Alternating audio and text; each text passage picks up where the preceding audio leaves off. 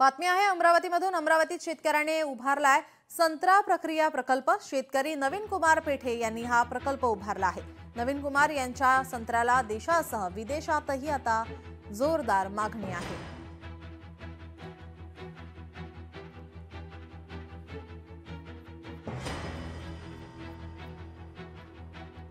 शेतकऱ्यांनी या ठिकाणी संत्रा प्रक्रिया प्रकल्प उभारलेला आहे।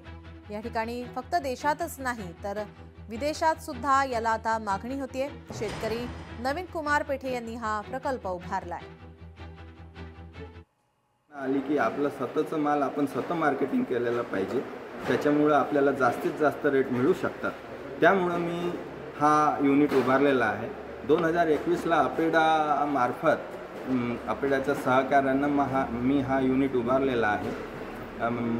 करीब 2.5 कोटीचा हा युनिट आहे आणि मला 40% याची सबसिडी पण मिळालेली आहे।